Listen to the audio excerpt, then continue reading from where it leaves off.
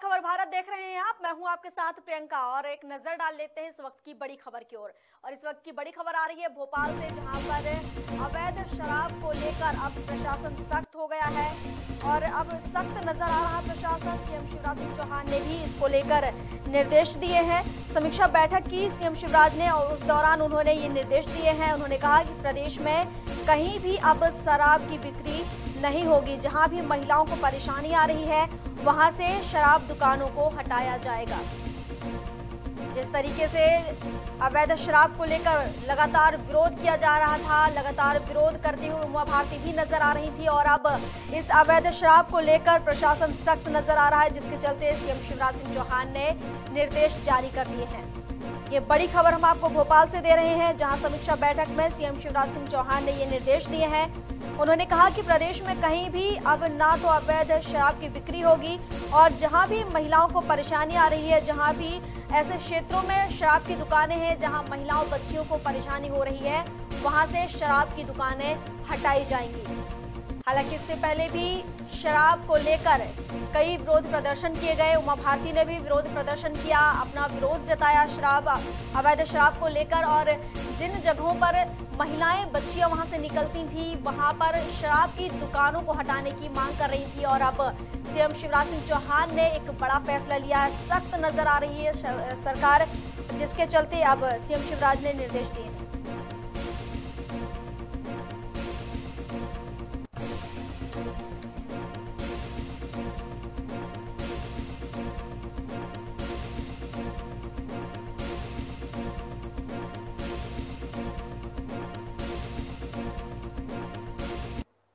चलिए, और इस पर अधिक जानकारी के लिए भोपाल से प्रदीप तलरेजा हमारे सहयोगी हमारे साथ जुड़े हुए हैं, उनसे ही जान लेते हैं। प्रदीप, शराब जो अवैध शराब थी उसको लेकर अब प्रशासन सख्त नजर आ रहा है और सीएम शिवराज ने भी आदेश दिए हैं। देखिए, बिल्कुल वाणिज्य कर विभाग की समीक्षा बैठक थी, उसमें सीएम शिवराज सिंह चौहान ने कई सख्त निर्देश दिए। देखिए, समीक्षा बैठक में साफ तौर पर कहा गया कि प्रदेश में जो अवैध शराब की बिक्री है उस पर किसी भी प्रकार की लापरवाही बर्दाश्त नहीं की जाएगी।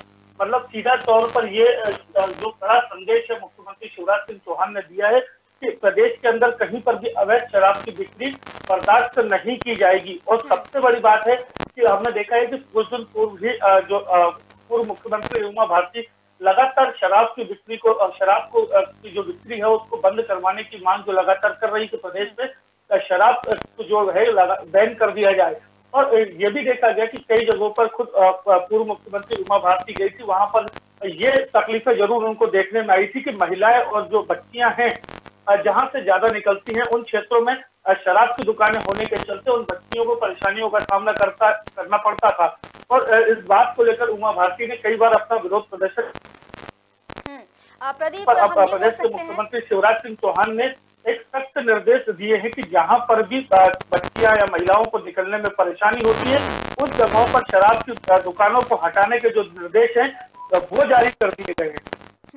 प्रदीप, हम इसको देखकर ये बोल सकते हैं जिस तरीके से उमा भारती लगातार इसका विरोध कर रही थी और लगातार दुकानों को उस क्षेत्र से हटाने की मांग कर रही थी, जिसके चलते आज इस तरह का निर्णय लिया गया।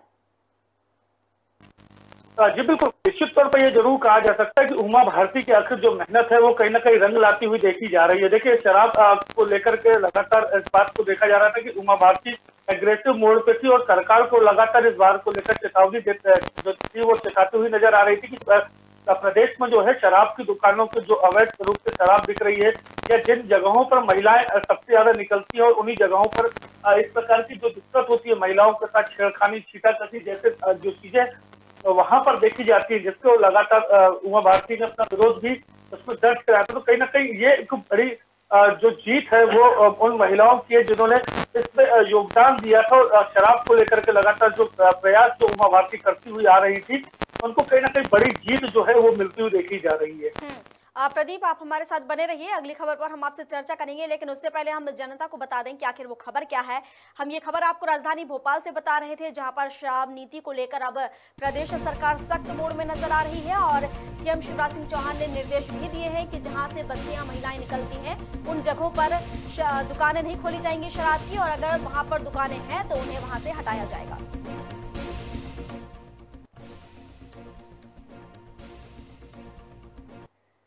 चलिए और एक और बड़ी खबर बता देते हैं भोपाल की, जहां पर सीएम शिवराज सिंह चौहान ने आदेश दिए हैं। उन्होंने कहा है कि विधानसभा चुनाव से पहले सड़कों की जो दशा है उसे सुधारा जाएगा। जिस तरह से सड़कें जर्जर नजर आ रही, कई स्थानों पर सड़कों में बड़े बड़े गड्ढे देखने को मिल रहे हैं, जिसके चलते ये निर्णय लिया गया है कि जो विधानसभा चुनाव होने वाले हैं, आगामी चुनाव के ठीक पहले, मतलब आगामी चुनाव जो होंगे विधानसभा चुनाव, उससे पहले सड़कों को सुधारा जाएगा।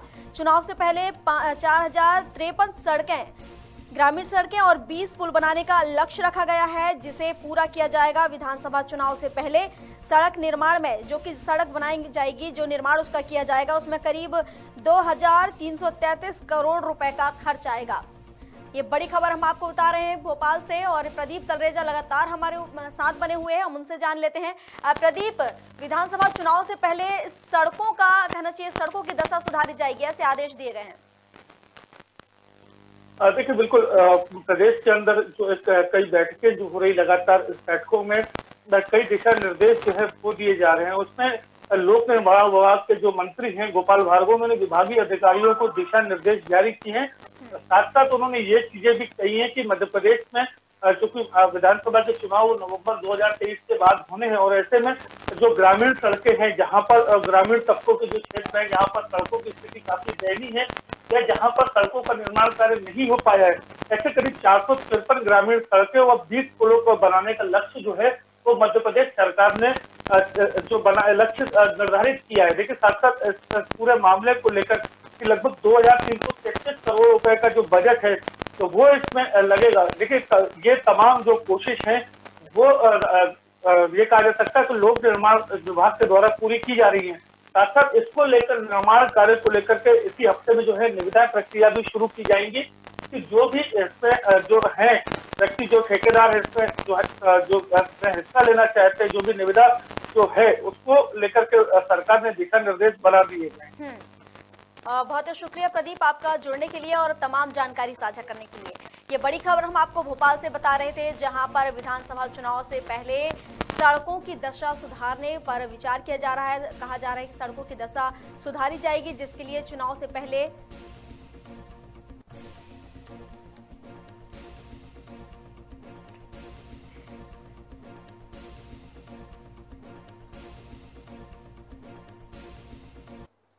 चलिए अब कोरोना से जुड़ी हुई खबर आपको बता देते हैं। जिस तरीके से प्रदेश में कोरोना लगातार बढ़ रहा है, अपने पैर पसार रहा है, और उसका जो ग्राफ है लगातार ऊंचे जाता जा रहा है, ऊंचाइयों पर पहुंच रहा है। और इसी के चलते अगर हम राजधानी भोपाल की बात करें तो भोपाल में 55 मरीज हैं, इंदौर में 90 मरीज मिले हैं। अगर हम जबलपुर की बात करें तो जबलपुर में 31, ग्वालियर में 4 कोरोना संक्रमित मरीज मिले हैं, और बीते 24 घंटे में 2 लोगों की कोरोना से मौत हो चुकी है। अगर एक्टिव केसों की बात करें तो अब तक यहाँ पर 1555 एक्टिव केस हो चुके हैं। ये बड़ी खबर कोरोना से जुड़ी हुई, जिस तरीके से लगातार कोरोना के मामले बढ़ते जा रहे हैं, कोरोना संक्रमण लगातार बढ़ रहा है, और अगर देखा जाए मरीजों की संख्या लगातार बढ़ती जा रही है। एक बार फिर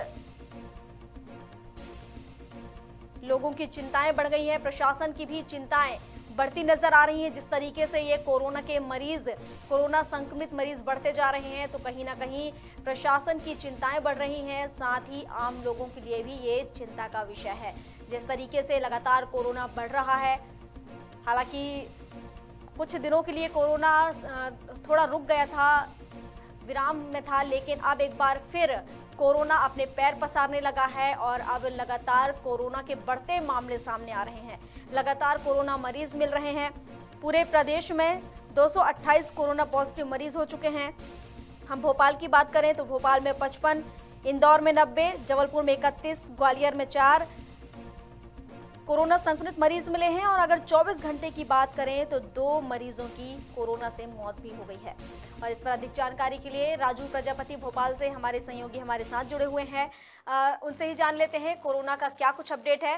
राजू, कोरोना को लेकर किस तरह के अपडेट सामने आ रहे हैं, पूरी अपडेट। जी, मैं बता दूं आपको कि लगातार कोरोना के जो मामले हैं प्रदेश के अंदर एक बार फिर से बढ़ते नजर आ रहे हैं। इसको लेकर प्रशासन और शासन की चिंता और एक बार फिर से दिखाई दे रही है। सीधे सीधे तौर पर लगातार जो एक हफ्ते के अंदर ही इस प्रकार के जो पॉजिटिव केसों की बढ़ने की संख्या हुई, जिसके अंदर आप देख सकते हैं कि जो 244 थे कल तक, जो आज उसकी संख्या और बढ़ चुकी है। और धीरे धीरे ये लगातार रफ्तार इसकी धीरे धीरे प्रदेश के अंदर बढ़ती चली जा रही है।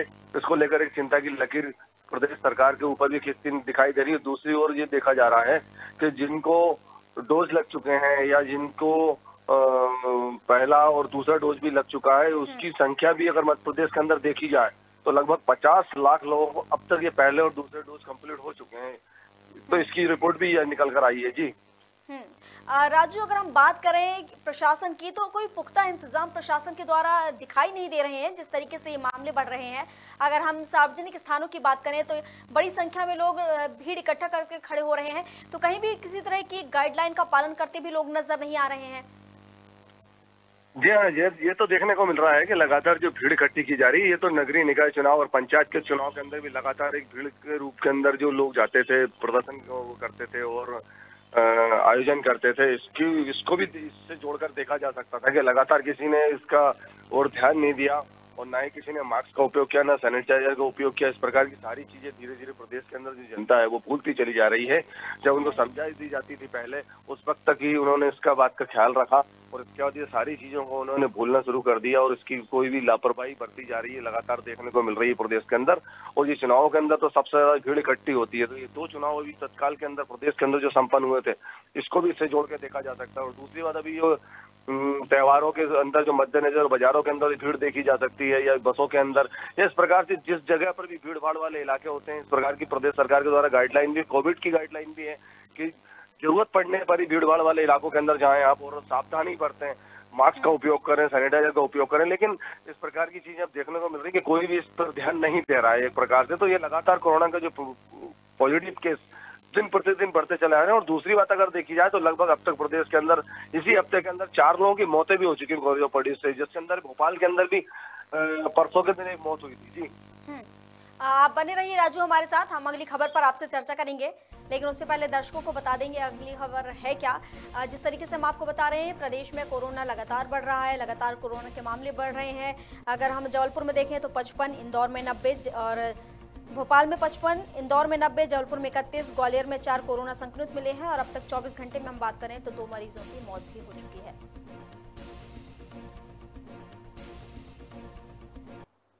चलिए और एक और बड़ी खबर आपको बता देते हैं जो कि आयकर विभाग से जुड़ी हुई है। आपको बता दें कि आयकर रिटर्न भरने की आज अंतिम तारीख है। हालांकि आज रविवार है, लेकिन इसके बाद भी जो आयकर सेवा केंद्र है वो आज भी खुले हुए हैं। कहीं ना कहीं लोगों की जो परेशानियां उन्हें देखते हुए लोगों की सुविधा के लिए आज भी ये केंद्र खोले गए हैं।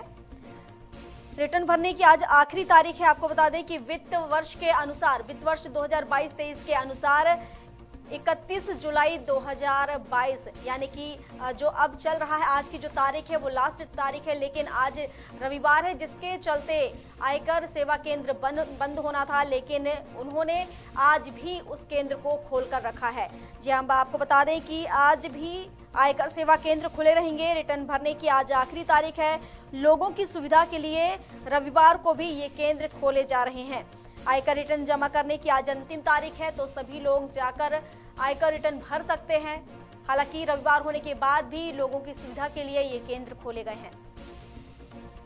और इस पर अधिक जानकारी के लिए हमारे साथ राजू जुड़े हुए हैं, तो हम उनसे जान लेते हैं।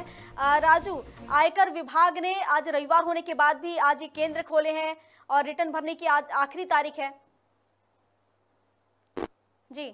मैं बता दूं आपको कि जो आयकर की जो तारीख है वो आयकर विभाग ने निर्णय लिया है, क्योंकि आज रविवार का दिन है और रविवार के दिन क्या है, अक्सर छुट्टियां रहती हैं, तो छुट्टियों के दिन अवकाश के कारण कार्यालय और ऑफिसों को बंद किया जाता है। लेकिन आखिरी तारीख होने के कारण आज ये कार्यालय पूरी तरीके से खुले रहेंगे। इसके अंदर जो भी आयकर दाता है वो अपना आयकर रिटर्न भर सकते हैं और ये देर रात तक ये काम चलता रहेगा जी। अगर हम बात करें कल की, शनिवार तक की, तो कितना रिटर्न भर चुका है? नहीं, उसके अंदर जो बात की जा रही है, शनिवार तक की बात अगर की जा रही है, तो शनिवार को भी कल लगभग हाफ डे जैसा रहता था, तो के कारण भी कुछ लोग वहाँ पे नहीं पहुँच पाए थे। जो जीएसटी के जो दायरे के अंदर है वो सारे लोग भरेंगे और अभी लेकिन जो लोग छूट चुके हैं उनके लिए आज ये सुविधाएं उपलब्ध की गई हैं प्रदेश के इसके आयकर विभाग के द्वारा। तो लगातार जो लोग भी वंचित हैं इससे रुक चुके हैं, क्योंकि अगर वो आज की तारीख में नहीं जमा करते तो उनका पेनाल्टी लगेगी। इस कारण ये सुविधा के अनुसार उनको आयकर विभाग ने ये निर्णय किया। तो कितना फाइन लगाया जा सकता है लोगों से अगर वो आयकर रिटर्न जो है वो समय पर नहीं भर पाते हैं तो? आयकर रिटर्न नहीं भर पाएंगे तो पेनल्टी लगेगी। पेनल्टी लगने के बाद आप उसको आयकर रिटर्न भर सकते हैं जी, तारीख के बाद। शुक्रिया आपका राजू तमाम जानकारी के लिए।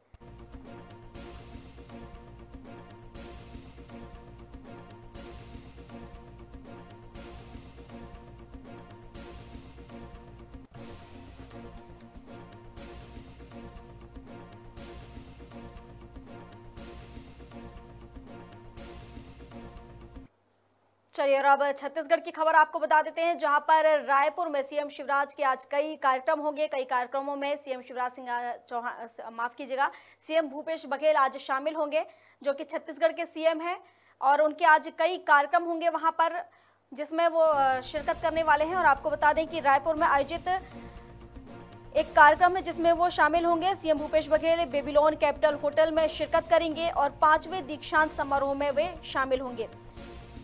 हिदायतुल्लाह नेशनल लॉ यूनिवर्सिटी का 5वां दीक्षांत समारोह है। हिदायतुल्लाह राष्ट्रीय विवि के दीक्षांत समारोह में वह शामिल होने वाले हैं। भारत के मुख्य न्यायाधीश जस्टिस एनवी रमणा मुख्य अतिथि के रूप में उपस्थित रहेंगे। धीवर समाज के शपथ ग्रहण समारोह में भी शामिल होंगे सीएम भूपेश बघेल। ये बड़ी खबर हम आपको बता रहे हैं छत्तीसगढ़ से, जहां पर सीएम भूपेश बघेल आज कई कार्यक्रम में शामिल होंगे। रायपुर में आयोजित कई कार्यक्रम होने वाले हैं जिसमें वो शामिल होंगे और बेबीलोन कैपिटल होटल में भी शिरकत करेंगे, जहां 5वें दीक्षांत समारोह का आयोजन चल रहा है जिसमें वो शामिल होंगे।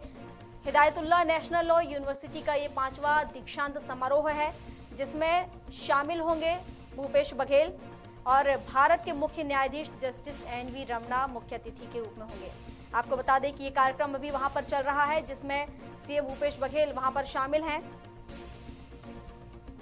रायपुर में आयोजित कई कार्यक्रम में और वो शामिल होंगे और अभी जो कार्यक्रम चल रहा है बेबीलोन कैपिटल होटल में वो शामिल हैं।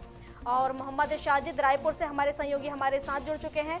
मोहम्मद, आज सीएम भूपेश बघेल के कई कार्यक्रम हैं और दीक्षांत समारोह में भी वो शामिल हुए हैं।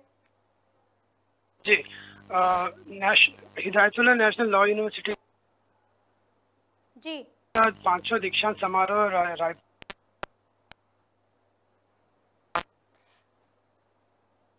मुख्य अतिथि रहेंगे। उसके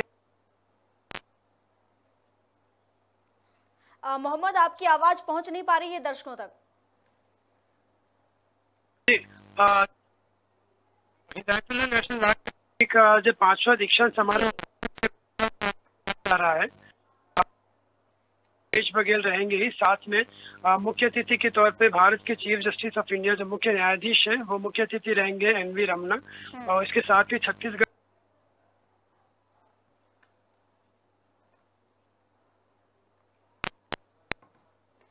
शुक्रिया मोहम्मद आपका। ये हम आपको बड़ी खबर बता रहे थे रायपुर से, जहां पर सीएम भूपेश बघेल आज कई कार्यक्रमों में शामिल होने वाले हैं। इसके और हिदायतुल्लाह राष्ट्रीय विवि के दीक्षांत समारोह में भी वो शामिल हुए हैं। भारत के मुख्य न्यायाधीश जस्टिस एनवी रमणा भी इस कार्यक्रम में शामिल हैं, जो कि मुख्य अतिथि के रूप में है। और धीवर समाज के लिए वहां पर जो कार्यक्रम होगा उसमें भी शामिल होंगे सीएम भूपेश बघेल।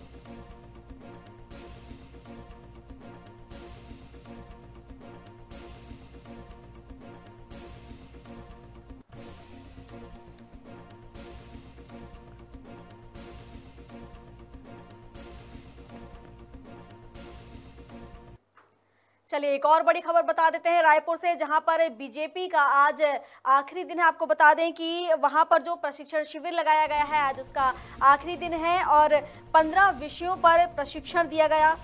250 से ज्यादा पदाधिकारी प्रशिक्षण शिविर में शामिल हुए हैं। शिविर में बीजेपी के इतिहास के बारे में जानकारी भी दी गई है। विधानसभा चुनाव 2023 को लेकर रणनीति इस शिविर में बनाई जाएगी। बीजेपी के प्रशिक्षण शिविर का आज आखिरी दिन है और 15 विषयों पर यह प्रशिक्षण दिया जा रहा है।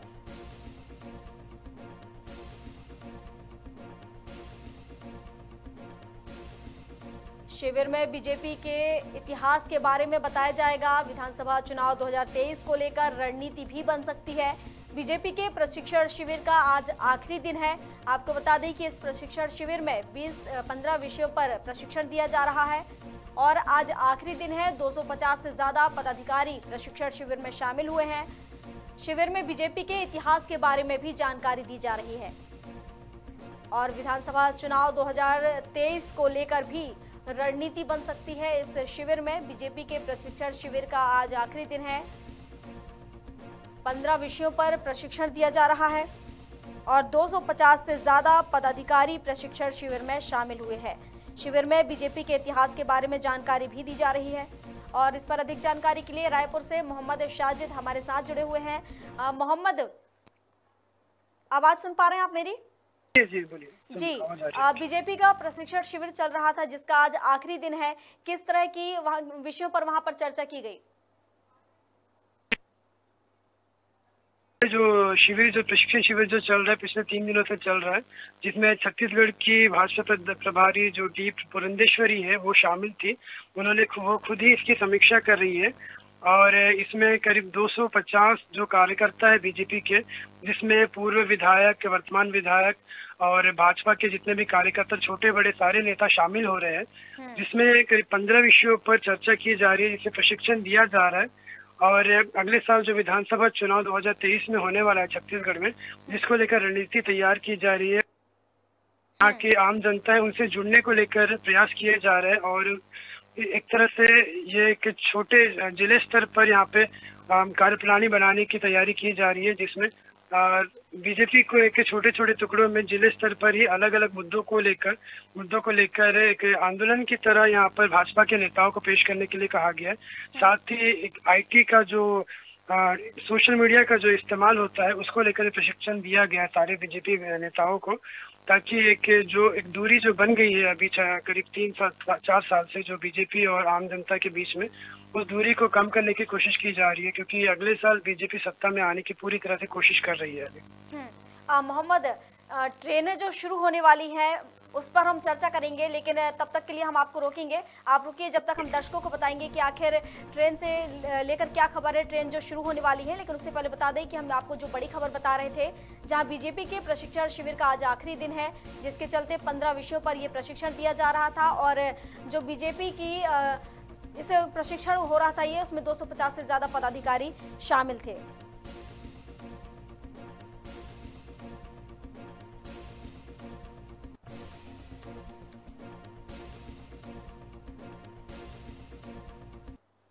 चलिए आपको बड़ी खबर रायपुर से बता दें, जहां पर रायपुर से गुजरने वाली 20 ट्रेनें दोबारा शुरू हो रही हैं। जी हां, दोबारा ये ट्रेनें शुरू की जा रही हैं। इलेक्ट्रिफिकेशन के चलते ये ट्रेनें रद्द कर दी गई थी, जो कि नागपुर रूट की ट्रेनें थी, और लंबी दूरी की एक्सप्रेस और मेमू स्पेशल ट्रेनें शुरू कर दी गई हैं।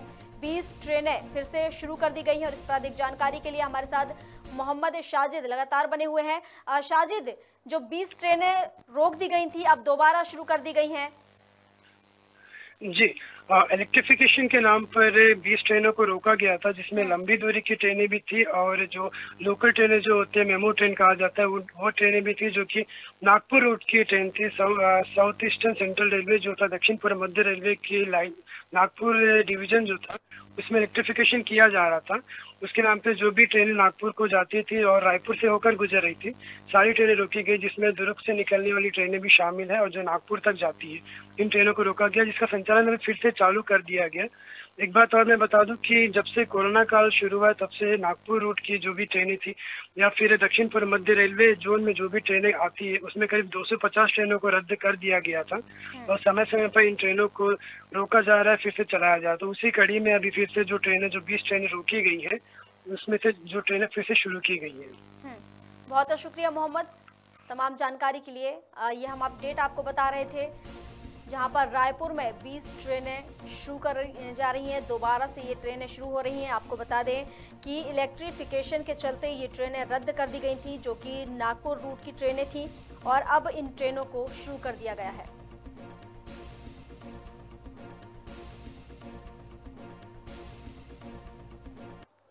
चलिए और अब अगली खबर बता देते हैं, जो कि श्योपुर से है, जहां पर रेत से भरे एक ट्रक ने एक साइकिल सवार युवक को कुचल दिया है, जिसकी घटनास्थल पर ही मौत हो गई है।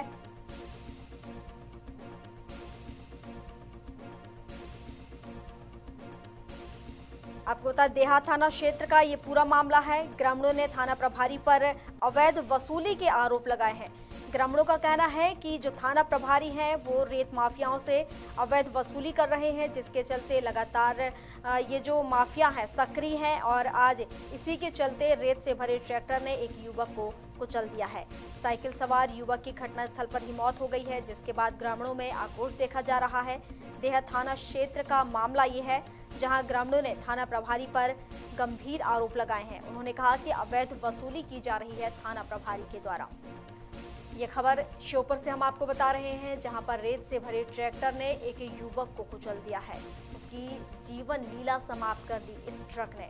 जिस तरीके से अवैध तरीके से रेत का अवैध उत्खनन किया जा रहा है और रेत से भरे ट्रक ने एक युवक को कुचल दिया है। ये बड़ी खबर श्योपुर से आपको बता रहे हैं, जहां पर एक युवक की ट्रक के कुचलने से मौत हो गई है और इस पर अधिक जानकारी के लिए नितिन सिंह सोलंकी हमारे साथ श्योपुर से हमारे संवाददाता जुड़ चुके हैं। नितिन, एक रेत माफिया ने कहा जाए या रेत से भरे ट्रैक्टर ने एक युवक को कुचल दिया, पूरा अपडेट बताइए। उसकी हालांकि अब तो वो नहीं है, लेकिन उसके बाद किस तरह का एक्शन लिया गया? जी बिल्कुल, मैं आपको बताना चाहूँगा ये पूरा जो वाकया खड़ा हुआ है सुबह की घटना है। ये चूँकि ये पूरा मामला जो है सुबह हुआ है और देहात थाना उसके सामने जब ये एक बंदे मोटरसाइकिल से दो व्यक्ति वहां पर खड़े हुए थे और रेत से भरा ट्रैक्टर ओवर स्पीड के अंदर वहां से आता है और उस मोटरसाइकिल पर बैठे दोनों युवकों में जोरदार टक्कर मारता है। उसके माध्यम से वह गाड़ी के साथ ट्रैक्टर के साथ आगे घसीटते हुए आगे चले जाते हैं। तो ड्राइवर था वो तो बच चुका है, बाइक सवार था वो बचा हुआ है। जो बाइक के पीछे बैठा हुआ था उसकी मौके पर ही मौत हो गई है। किंतु हम लोग बात करें, यहाँ पर जनता में आक्रोश का माहौल देखा गया। सीधे सीधे वहाँ पर जनता में जो लोग खड़े हुए थे उन्होंने देहात थाना क्षेत्र के पदाधिकारी जो हैं थाने के जो थाना प्रभारी उन्होंने बताया है उनके खिलाफ गुस्सा ही माहौल देखने को मिला है। और वहाँ पर जनता है वो थाना प्रभारी के ऊपर बिल्कुल एक घूस लेने का आरोप लगा रही है कि सब जगह पर चालान किए जाते हैं, सभी गाड़ियों पर चालान किए जाते हैं, पर इन ट्रैक्टरों पर चालान क्यों नहीं किया जाता है। इसलिए लोगों ने वहां पर हंगामा शुरू कर दिया और ट्रैक्टर चालक को पुलिस ने गिरफ्तार कर लिया है। पूरा जो मामला है कोतवाली क्षेत्र का मामला है, पर देहात थाने के सामने इस घटना को हुई है और जो ट्रैक्टर का चालक है वो पुलिस की गिरफ्त में है और जो जिसकी मृत्यु हुई है वो उसका पोस्टमार्टम जारी है। जो घायल हुआ है उसका इलाज जिला अस्पताल में जारी है। बिल्कुल, उस आरोपी को तो गिरफ्तार कर लिया गया, उस ड्राइवर को कहा जाए गिरफ्तार कर लिया गया, लेकिन जो अधिकारी था, जो थाना प्रभारी है, जिन पर आरोप लगाए जा रहे हैं, उन पर किस तरह का एक्शन लिया गया अधिकारियों के द्वारा? अभी तक कोई एक्शन लिया नहीं गया है, क्योंकि जब ये घटना घटी तुरंत ही वह पूरे जो व्यक्ति की मौत हुई है उसको लेकर के पोस्टमार्टम के लिए जिला अस्पताल में गए हुए हैं। और अब देखना होगा कि आगे जो यहाँ के अधिकारी हैं वो क्या एक्शन लेते हैं, क्योंकि सबसे बड़ा सवाल यहाँ पर खड़ा होता है कि जब मेन शहर के अंदर इतने ओवर स्पीड से जब रेत से भरे ट्रैक्टर आ रहे हैं, चूंकि रेत अवैध है, ये कहाँ से आ रहे हैं इसका पता किसी को नहीं, पर आ रहे हैं और शहर के अंदर एंट्री दी जा रही है। तो लोगों का मानना यह है कि यहाँ पर अवैध वसूली देहात थाना के द्वारा की जाती है, जिसका अंजाम लोगों को अपनी मौत के द्वारा देना पड़ रहा है। तो सबसे बड़ा मामला जो खड़ा हुआ तो कहीं ना कहीं लोगों में गुस्सा और इस देहात थाना पुलिस के लिए लोगों ने अपशब्द कहे हैं। देहात थाना पुलिस के लिए लोगों ने उंगलियां उठाई हैं कि यह ट्रैक्टरों से वसूली करते हैं, जिसके कारण ये शहर में अपनी मनमानी कर रहे हैं और अंधाधुंध तरीके से ओवर स्पीड में गाड़ी चला रहे हैं। इसकी तरह से घटनाएं हो रही हैं। बिल्कुल नितिन, इस तरह के जो घटनाएं हो रही हैं इन्हें रोकने के लिए कहीं ना कहीं प्रशासन का सख्त होना बहुत ज़रूरी है। बहुत शुक्रिया तमाम जानकारी के लिए आपका। ये बड़ी खबर हम आपको बता रहे थे श्योपुर से, जहां पर एक रेत से भरे ट्रैक्टर ने युवक को कुचल दिया है, जहां पर युवक की मौत हो गई है। फिलहाल ट्रैक्टर का जो ड्राइवर था उसे हिरासत में ले लिया गया है, लेकिन जो आरोप थाना प्रभारी पर लग रहे हैं अभी तक उन पर कोई एक्शन नहीं लिया गया।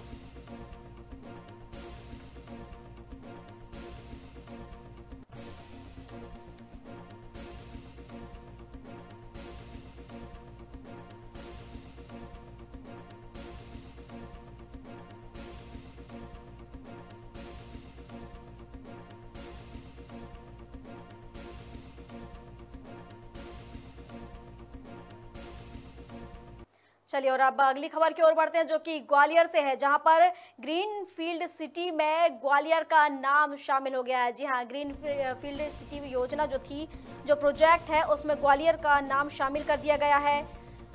ग्रीनफील्ड सिटी प्रोजेक्ट के लिए ग्वालियर का नाम चयनित हुआ है। आपको बता दें, मध्य प्रदेश का एकमात्र शहर है जो इस योजना में शामिल हुआ है।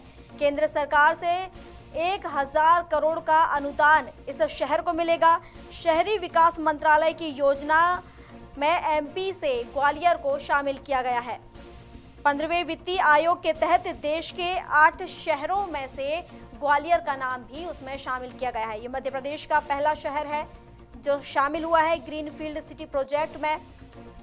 आपको बता दें, शहरी विकास मंत्रालय की योजना में एमपी से ग्वालियर को शामिल किया गया है। एमपी का नाम भी अब उसमें शामिल हो गया है और 15वें वित्तीय आयोग के तहत देश के 8 शहरों को चयनित किया गया है, जिसमें से मध्य प्रदेश भी शामिल है और मध्य प्रदेश के ग्वालियर का नाम चयनित हुआ है। ग्वालियर को चयनित किया गया है ग्रीनफील्ड सिटी प्रोजेक्ट में।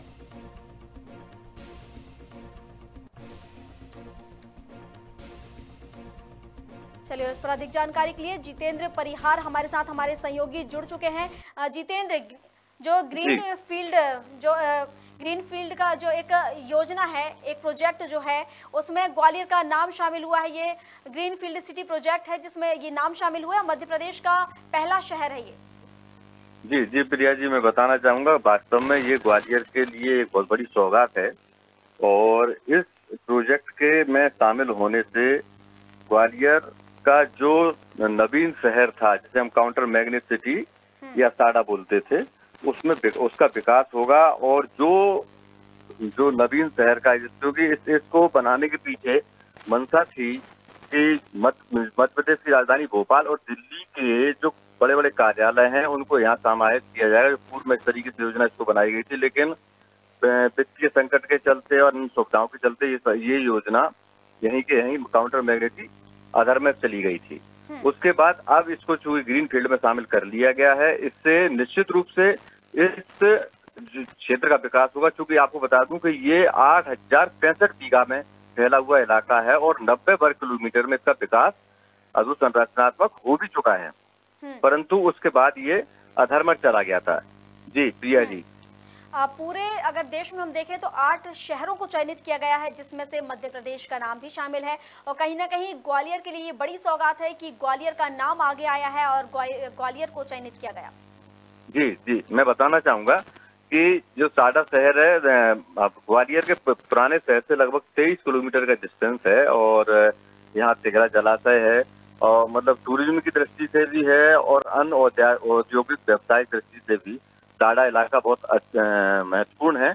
और इस 1000 करोड़ की जो सौगात जो मिलने वाली है 15वें वित्तीय आयोग में, जो इसकी 23 मार्च 23 में इसकी पहली किस्त आ भी जाएगी, तो इससे निश्चित रूप से न केवल उस साडा क्षेत्र का या नवीन शहर का विकास होगा, बल्कि ग्वालियर वासियों के लिए एक रोजगार के अवसर विकसित होंगे और विकास की मुख्य धारा में ग्वालियर को देखा जाएगा। जी, बहुत शुक्रिया जितेंद्र आपका तमाम जानकारी के लिए। ये बड़ी खबर हम आपको बता रहे थे ग्वालियर से, जहां पर ग्रीनफील्ड सिटी प्रोजेक्ट है उसमें ग्वालियर का नाम शामिल हुआ है। ये मध्य प्रदेश का पहला शहर है। आपको बता दें कि देश में 8 शहरों का चयन हुआ है, जिसमें से मध्य प्रदेश ग्वालियर का नाम शामिल। इस वक्त की बड़ी खबरों में बस इतना ही। अधिक जानकारी के लिए आप बने रहिए हमारे साथ और देखते रहिए खबर भारत। नमस्कार।